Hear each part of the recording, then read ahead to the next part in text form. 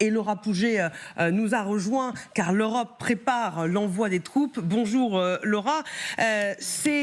Les capitales européennes auraient désormais des plans assez précis pour un déploiement militaire en Ukraine après le conflit. Et c'est Ursula von der Leyen qui le dit avec des nouveaux éléments. La présidente de la Commission européenne effectue actuellement une tournée dans les pays de l'Est de l'Europe, proche de la Russie. Vous la voyez ici dimanche avec le Premier ministre polonais à la frontière avec la Biélorussie. À cette occasion, elle a accordé une interview à nos confrères britanniques du Financial Times et leur a donné cette information. Il existerait une feuille de route claire pour un déploiement de troupes multinationales en Ukraine avec le soutien des Américains. Selon quel plan, Laura? Le sait-on? Toujours lors de cette tournée, Ursula von der Leyen a pris la parole à plusieurs reprises, dévoilant un peu de l'architecture que pourrait prendre le soutien européen sur le territoire ukrainien. Écoutez, c'était hier à la frontière polonaise. La première ligne de défense en Ukraine est une armée ukrainienne forte. Je la compare souvent à un porc-épic d'acier, indigeste pour d'éventuels envahisseurs. La deuxième ligne de défense est un groupe multinational, la coalition des pays volontaires, avec le soutien des Américains. Et la troisième ligne de défense, la plus importante, est bien sûr notre propre dispositif de défense, sans oublier le travail sur l'adhésion de l'Ukraine à l'Union européenne. Au Financial Times, Ursula von der Leyen a précisé que la Commission cherchait actuellement de nouvelles sources de financement pour fournir une aide durable à l'armée ukrainienne, aide qui pourrait être consacrée au salaire des soldats et à la fourniture de leurs équipements.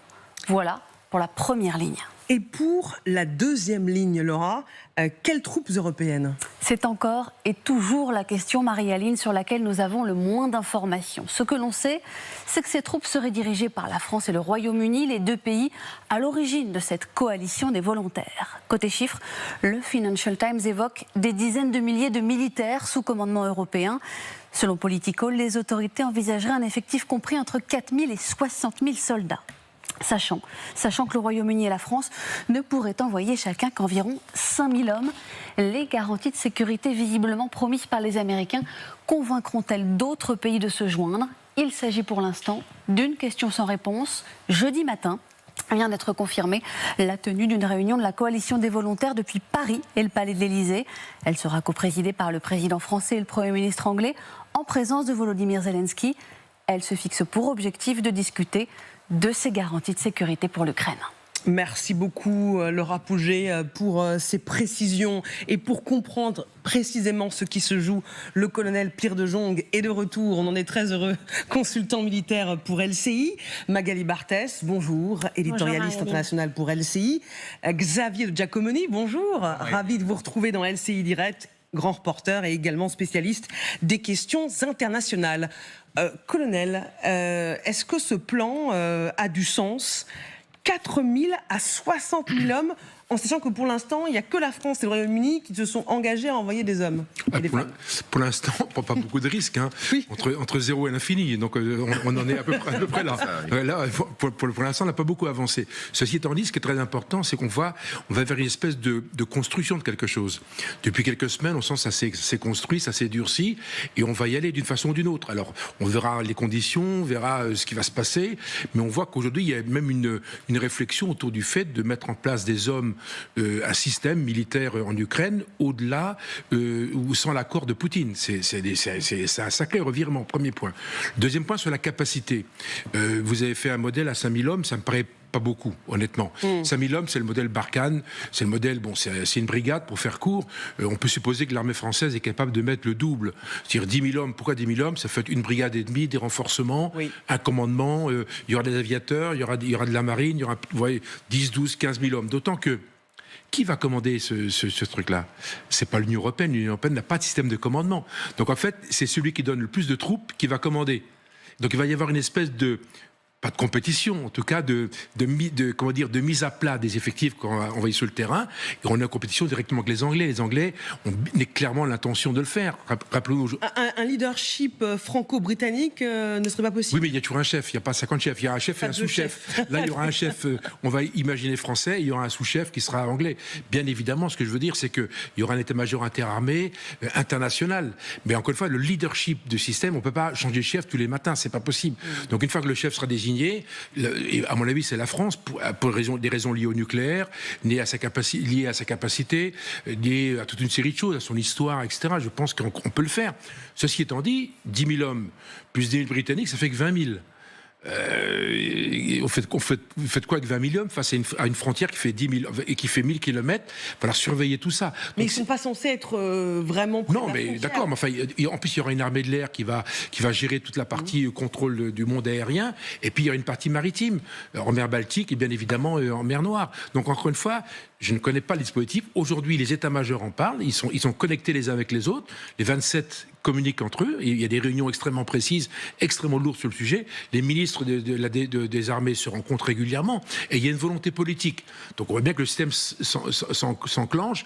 On verra dans les semaines qui viennent exactement quels sont les effectifs et le volume de forces qui sont disponibles et qui seront capables d'être projetés sur le terrain. Sachant que ça se fera automatiquement avec un soutien des États-Unis. Oui. Parce que c'est la condition sine qua non. Oui, et Trump s'y est engagé, Magali. Oui, enfin, il s'y est engagé, c'est-à-dire qu'il en parle, mais on ne sait pas toujours ce qui est très précisément apporté par les États-Unis. On comprend que c'est du renseignement, des moyens de surveillance, mais Trump reste délibérément flou. Alors au moins à Paris, on dit au moins il en parle. Ça veut dire que peut-être on a avancé sur un point. Mais tout ça reste en effet extrêmement flou. Il y a une volonté aussi d'exister politiquement pour Ursula von der Leyen. Ça ne relève pas de sa compétence, cette coalition des volontaires. La Commission européenne, elle n'a rien à voir avec tout ça. Elle s'occupe du financement éventuellement de ces prêts pour booster la défense européenne, pour pour organiser en effet un système de prêts pour l'Ukraine. Mais en fait, quel est le message qu'elle fait passer dans le Financial Times? C'est oui, les États-Unis vont bien être là, parce qu'en fait, ça, c'est absolument essentiel pour les Britanniques. Les Britanniques, ils ne veulent pas y aller s'il n'y a pas de garantie de sécurité américaine très claire. Donc, elle est là pour rassurer, pour dire que tout avance et que oui, ça avance exactement selon le plan. Quel plan? On ne comprend pas manifestement très bien. Mais c'est aussi une réponse à ce qui s'est passé la semaine dernière. Quand il y a des frappes russes qui visent directement le bureau de la délégation de l'Union européenne à Kiev, ça implique aussi une réponse. Quand on apprend que l'avion d'Ursula von der Leyen a eu un petit problème avec un brouillage manifestement on va y revenir. Oui. Bon, tout ça, ce sont des réponses que cherche aussi à afficher l'Union européenne en disant on existe et on est bien autour de la table. Et en effet, de toute manière, cette semaine, on espère en savoir un petit peu plus avec cette réunion qui est donc annoncée à l'Élysée, coprésidée par le président français et le Premier ministre britannique, justement pour essayer de faire le compte un peu plus précisément qui en est, qui fait quoi. Tout ça demande vraiment une organisation beaucoup plus poussée que les détails que l'on a pour l'instant. Xavier? Oui, Ursula von der Leyen va même plus loin puisqu'elle annonce que des pays seraient prêts à rejoindre cette coalition au sol, donc en fournissant des soldats, et notamment elle parle de l'Allemagne. Or, l'Allemagne, pour le moment, n'a pas du tout pris cette décision. C'est quelque chose dont on discute, pour laquelle le chancelier Merz serait plutôt d'accord, mais ça pose d'énormes difficultés en Allemagne, au égard au passé de la Seconde Guerre mondiale, notamment de retourner en Ukraine avec des soldats au sol. Donc on voit bien qu'il y a beaucoup de problèmes à régler. Et effectivement, ce chiffre de 4 000 à 60 000 hommes, il nous montre bien que la situation n'est pas du tout mûre. Et pour une raison assez simple, c'est que pour le moment, de toute façon, ces hommes, on ne peut pas les déployer. C'est pas possible. Tant qu'il n'y a pas de cessez-le-feu à minima et une espèce de feu orange, disons, de la part des Russes, ça va être extrêmement compliqué. Donc, les États d'Europe continuent à se préparer pour le jour où ça pourrait arriver, mais ce jour-là n'est pas du tout là pour le moment. Ah, loin de là, hein, Très loin. colonel. On voit qu'on va assister à un jeu de poker menteur.